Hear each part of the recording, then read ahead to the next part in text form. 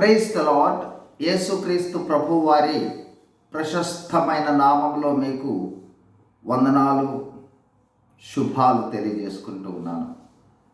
ప్రియ సహోదరి సహోదరులారా, మనము ఆత్మీయంగా ఎదుగుదలకు సంబంధించి అనేకమైన వాటిని గురించి, అనేక విషయాలను గురించి మనం గతంలో ధ్యానిస్తూ వస్తూ ఉన్నాం. ప్రేమలో ఎదుగుదల, విశ్వాసంలో ఎదుగుదల, క్షమాపణలో ఎదుగుదల, మందిర అవగాహనలో ఎదుగుదల, అట్లా వివిధ రకాలైన వాటిని గురించి, ఎదుగుదలకు సంబంధించి వాటిని బట్టి ఎంత ఎదిగాము అనే విషయాన్ని మనం అంచనా వేసుకోవడానికి, మనలను మనమే అంచనా వేసుకోవడానికి సంబంధించిన కొన్ని పారామీటర్స్ చూస్తూ వచ్చాం. ఈ సమయంలో మరొక విషయాన్ని జ్ఞాపకం చేసుకుంటా ఉన్నాం. ఇవన్నీ కూడా మనం చూస్తూ ఉన్నవన్నీ కూడా, విషయాలన్నీ కూడా ఆత్మ సంబంధమైనవి కాబట్టి వీటిని కొలవడానికి అవకాశం లేదు, పోల్చుకోవడానికే కుదురుతుంది. అయితే పోల్చవలసి వస్తే యేసు ప్రభువుతోనే పోల్చుకోవాలి. సరే, ఈ సమయంలో మరొక ప్రాముఖ్యమైన విషయాన్ని బట్టి మనము ఎంతగా ఆత్మ విషయంలో లేదా రక్షణ విషయంలో ఎదుగుతున్న అనుభవంలోనికి వస్తూ ఉన్నాము అనే విషయాన్ని గ్రహించవచ్చు. మొట్టమొదటిగా చూడండి, యోహాను సువార్త 14వ అధ్యాయము 3వ వచనం.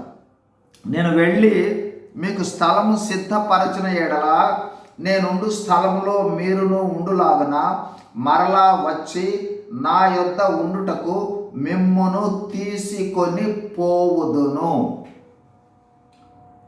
మీరు గమనించారో లేదా, ఇది ప్రాముఖ్యమైన దేవుని యొక్క వాగ్దానం ఏమిటంటే, యేసు ప్రభువు యొక్క రాకడ రాబోతూ ఉన్నాడు. అసలు రక్షణకు బేసే మనకి ఆ నిరీక్షణే. చూడండి, రోమిలకు రాసిన పత్రిక 8:24, ఏలయనగా మనము నిరీక్షణ కలిగిన వారమై రక్షింపబడితిమి. అంటే మనం రక్షణలోనికి రావడం యొక్క ఉద్దేశము, మన నిరీక్షణ యేసు ప్రభు వస్తాడనే శుభప్రదమైన నిరీక్షణ లేదా మహిమా నిరీక్షణ. ఆ నిరీక్షణ విషయంలో, ఆయన రాకడ విషయంలో ఏ విధంగా అలర్ట్గా ఉంటున్నాము, ఏ విధమైన తలంపును కలిగి ఉంటా ఉన్నాము, రాకడ ఉంది అనే విషయాన్ని గ్రహించే విషయంలో ఉన్నామా? ఒకవేళ గ్రహించినా సరే నిర్లక్ష్యం చేస్తూ ఉన్నామా? లేదా నిర్లక్ష్యం చేయకపోయినా సరే ఎత్తబడే గుంపులో ఉండాలి అనే ఆ తాపత్రయంతో ఉంటున్నామా? తాపత్రయంతో ఉండటం లేదా? ఈ విషయాలను బట్టి మనము ఎంతగా ఎదుగుతూ ఉన్నామో ఆత్మీయ సంబంధమైన విషయంలో అనేది గ్రహించవచ్చు. ఈ ఎదిగే వాళ్ళకు ఉండవలసిన ప్రాముఖ్యమైన లక్షణాలు కూడా ఇక్కడ చాలా 2-3 ప్రాముఖ్యమైన విషయాలను జ్ఞాపకం చేస్తూ ఉన్నాడు. చూడండి, మత్తయి సువార్త 24-25 అధ్యాయాలలో మనకు రాకడకు సంబంధించి తెలియజేసిన విషయాలు, సిద్ధపాటుకు సంబంధించిన విషయాలు కూడా ఉంటాయి. సరే, ఇప్పుడు చూడండి, 24వ అధ్యాయము మత్తయి సువార్త 24:36. అయితే ఆ దినమును గూర్చియు ఆ గడియను గూర్చియు తండ్రి మాత్రమే ఎరుగును గాని ఏ మనుషుడైనను పరలోకమైందని దూతలైనను కుమారుడైనను ఎరుగుడు. కాబట్టి ఏ సమయాన యేసుక్రీస్తు ప్రభువు వస్తాడో ఆ యేసుక్రీస్తు ప్రభువుకే తెలియదు. తండ్రి వెళ్ళమనంగానే బయలుదేరి వచ్చేస్తాడు. ఒకటి. రెండవదిగా చూడండి, ఎట్లా వస్తాడు అనే విషయాన్ని ఇక్కడ చెప్పబడింది 43వ వచనంలో. ఏ జామున దొంగ వచ్చునో ఇంటి యజమానునికి తెలిసి ఉండిన ఎడల అతను మెలకువగా ఉండి తన ఇంటికి కన్నము వేయనీయడని మీరు ఎరుగుదురు. ఇక్కడే సాదృశ్యమైన దొంగ వచ్చినట్లుగా వస్తాడు. మనం అనుకోనని సమయంలో వస్తాడు, ఏ క్షణంలో వస్తాడో తెలీదు. కాబట్టి మెలకువగా ఉండుట అంటే ఏంటంటే ప్రతి నిత్యము ఆ విధమైన గ్రహింపుతో ఉండాలి. ఆ విధమైన గ్రహింపుతో ఉన్నామా? మెలకువ అంటే అలర్ట్గా ఉండటం అన్నమాట, ఆ అనుభవంలో ఉండటం. కాబట్టి ఆ విధమైన గ్రహింపులో ఉన్నామా లేదా, దాన్ని బట్టి మనలను మనం అసెస్ చేసుకోవచ్చు ఎంతగా సిద్ధపడతా ఉన్నామనేది. అట్లాగే చూడండి, 44వ వచనంలో, మీరు అనుకునని గడియలో మనుష్య కుమారుడు వచ్చును గనుకనే మీరును సిద్ధంగా ఉండుడి. ప్రతి నిత్యము రెడీగా ఉండాలి. 5 కన్యకలు నిద్రించినట్లుగా నిద్రమత్తులముగా ఉండకూడదు. ఎల్లప్పుడూ సిద్ధంగా ఉండాలి. ఎల్లప్పుడూ మెళకువగా ఉండాలి. తర్వాత చూడండి మరొక విషయము, 20వ వచనం చూస్తున్నాం ఇప్పుడు.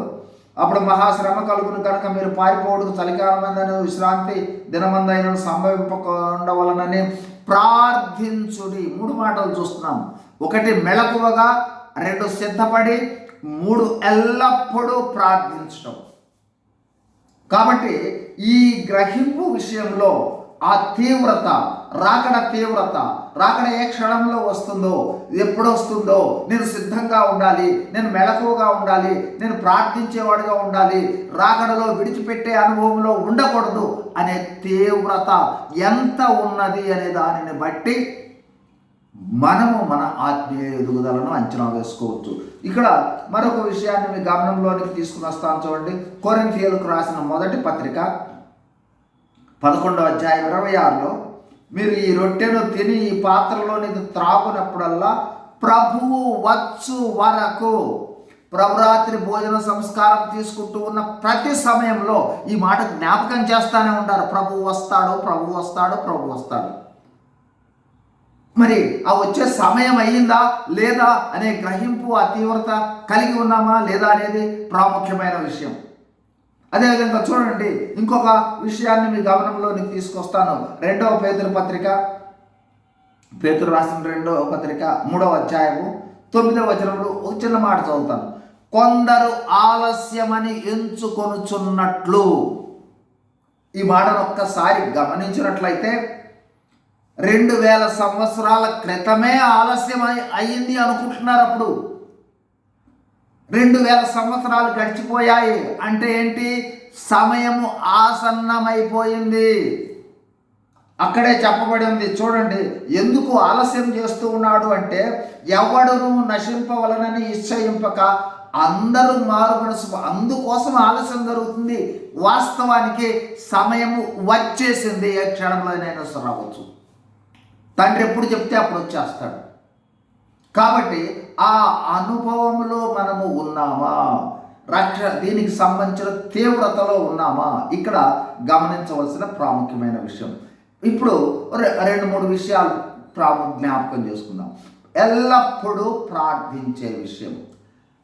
మీ ప్రార్థనలలో లేదా నా ప్రార్థనలో మనము, ప్రభువా మీ రాకడ కొరకు నన్ను సిద్ధపరచు, ఆటంకాలు ఏమైనా ఉన్నట్లయితే తొలగించి, ఏ క్షణంలో మీరు వచ్చినా సరే నేను సిద్ధపడి రాకడలో ఎత్తబడినట్లుగా సహాయం చేయండి.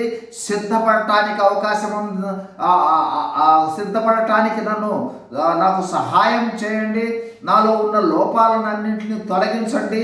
ఏది కూడా ఆటంకపరచుకోకుండా నేను ఉండటానికి సహాయం చేయమని మన ప్రార్థనలో ఒక ప్రార్థన అంశముగా ఉన్నదా? ఈ లోక సంబంధమైనవి, ఈ లోక సంబంధమైన అవసరాలు ఇవన్నీ సాధారణంగా ఉండేవే. ఇది తప్ప దీనిని గురించి మనం ఆలోచించడం లేదా ప్రార్థనలో? అయితే ఆత్మీయంగా ఇంకా ఎదగవలసిన అవసరం ఉంది. వాస్తవానికి చూశాం కదా, నిరీక్షణ కలిగిన వారమై రక్షింపబడితిమి. మన అల్టిమేట్ గోల్ యేసు ప్రభు వచ్చినప్పుడు ఎత్తబడటమే. ఈ లోకములో ఉన్నవి కాదు. పౌలు భక్తుడు అంటాడు, ఈ లోకములో ఉన్న వాటి కొరకే మన నిరీక్షణ ఉన్నట్లయితే ఈ లోకంలో మనకన్నా దౌర్భాగ్యులు ఎవరు లేరని. కాబట్టి ఆ రాకడ కొరకు ఎంతగా సిద్ధపడుతున్నాము అనే ఆ తాపత్రయపడతా ఉన్నాము, ఎంతగా ఆ విధమైన స్పృహను కలిగి ఉన్నామనే దానిని బట్టి ఉదయము, మధ్యాహ్నము, సాయంత్రం ఎప్పుడు రాకడ ఈ సమయంలో వస్తుందేమో, ఈ సమయంలో వస్తుందేమో, ఈ సమయంలో వస్తుందనే ఆ తాపత్రయంలో ఉన్నట్లయితే మనం ఆత్మీయమైన ఎదుగుదలలో ఎదుగుతూ ఉన్నాము అనే అర్థం. అసలు రాకడను గురించిన అనుభవమే లేదంటే రక్షణ ద్వారా జరగబోయే నిరీక్షణకు సంబంధించిన గ్రహింపే మనకు లేదని అర్థం. కాబట్టి ప్రియ సహోదరుడా సహోదరి, ఎట్లా ఉంది మన ప్రార్థనలో రాకడను గురించిన అంశము ఒక ప్రార్థన అంశముగా ఉన్నదా? ఒకటి. ఇక రెండవదిగా మరొకటి విషయం జ్ఞాపకం చేస్తా ఉన్నాను. ఆ రాకడ కొరకు మనము ఎంతగా సిద్ధపడతా ఉన్నాము? అక్కడ బహుమానాలు ఉన్నాయి, కిరీటాలు ఉన్నాయి, మెప్పు ఉంది, ఘనత ఉంది, ఆధిక్యతలు ఉన్నాయి, అట్లాగే ఏలుబడి ఉంది. కాబట్టి అక్కడికి వెళ్ళి యేసుక్రీస్తు ప్రభువు యొక్క న్యాయపీఠం ఎదుట లెక్కప్పచెప్పడానికి ఎంతగా సిద్ధపడతా ఉన్నాము? ఒకవేళ అక్కడ లెక్క చెప్పలేని స్థితిలో ఉంటే సిగ్గుపడే అవకాశం ఉంది. ఈ గ్రహింపులో ఉన్నామా? కేవలము అగ్నిలో నుండి తప్పించబడి రక్షింపబడిన అనుభవంలో ఉన్నామా? ఈ గ్రహింపు లేకపోయినట్లయితే మనం ఇంకా ఆత్మీయంగా ఎదగవలసి వస్తుందేమో, అవసరం ఉంది అనే విషయాన్ని జ్ఞాపకం చేసుకోవాల్సి ఉంది. కాబట్టి ఇది రెండవ విషయం జ్ఞాపకం చేశారు. మూడవది, ఉదయం లెగవగానే అమ్మా రాత్రి ప్రభు రాలేదు, ఈరోజు ఈ పగలు వస్తాడేమో, నేను సిద్ధపడి ఉండాలి. సాయంత్రం అవ్వగానే ప్రభువు ఈరోజు సాయంకాలం వరకు రాలేదు, రాత్రి వస్తాడేమో, సిద్ధపడి ఉండాలి. ఈ గ్రహింపు ఉదయము సాయంకాలము మనకు అవకాశం దొరికిన ప్రతి సమయంలో ఈ పాయింట్ మన మైండ్లో రీల్ అవుతుందా? రీల్ కావడం లేదు. అసలు రాకడని గురించే మనం పట్టించుకోవడం లేదు. ఏదో వాక్యం కొద్దిసేపు వెళ్ళినప్పుడు వాడు చెప్తే వింటున్నామే తప్ప ఆ తర్వాత ఈ చెవులో విని ఆ చెవిలో వదిలిపెట్టేస్తున్నాము అన్నట్లయితే ఇంకా ఆత్మీయమైన విషయాలలో గ్రహింపు ఎదుగుదల ఇంకా అవసరం అనే విషయాన్ని మనం జ్ఞాపకం చేసుకోవాల్సిన వాళ్ళమై ఉన్నాం. కాబట్టి ప్రియ సహోదరి సహోదరులారా, మనము రాకడకు సంబంధించిన సిద్ధపాటు, ఉండవలసిన మెళకువ, ఉండవలసిన ఆలోచన, ఉండవలసిన ప్రార్థన అనుభవము, ఈ అనుభవాలలో ఎంతగా ఎదుగుతూ ఉన్నట్లయితే, ఆ గ్రహింపులో ఎంతగా ఎదుగుతూ ఉన్నట్లయితే, ఆ పరలోకానికి సంబంధించిన గ్రహింపులో ఎంతగా ఆసక్తి చూయిస్తూ ఉన్నట్లయితే అంతగా ఎదుగుతూ ఉన్న వాళ్ళంగా ఉండటం జరుగుతుంది. ఒకవేళ ఆ గ్రహింపులో లేకపోయినట్లయితే ఇంకా ఎదగవలసిన అవసరం ఉంది. ప్రతి నిత్యము రాకడ రాకడ రాకడ అని మన మనసులో అలర్ట్ చేస్తూనే ఉండాలి, చేసే అనుభవంలో ఉండాలి. ఏ క్షణమైనా రావచ్చు. అంతేకాదు సుమా, ఆ అనుభవంలో మనము ఉన్నట్లయితే ఎదుటి వాళ్ళని పురుకొలుపుతూ ఉంటాం. ఈరోజు వస్తాడేమో, మనం సిద్ధపడాలి, ఇదిగో సరి చేసుకోవాలి, ఇదిగో వదిలిపెట్టాలి, ఇదిగో ఈ విధంగా ఉండాలి, ఇదిగో ఈ విధంగా ఉంటే ఈ విధమైన బహుమానాలు వస్తాయని ఒకరిని ఒకరు సంఘంలో పురుకొల్పుకునే వాళ్ళలాగా ఉంటాం. కాబట్టి ఆ అనుభవంలో ఉండటం కూడా మరొక ప్రాముఖ్యమైన విషయము ఆత్మీయ ఎదుగుదలకు. కావున ప్రియ సహోదరి సహోదరులారా, జ్ఞాపకం చేస్తూ ఉన్న విషయము, రాకడ కొరకై మెళకువగా ఉండాలి. రాకడ ఆలస్యం అవుతా ఉంది, ఏ క్షణమైనా రావచ్చు. రాకడ కొరకై సిద్ధపడి ఉండాలి. రాకడ కోసం ప్రార్థించే అనుభవాన్ని కలిగి ఉండాలి.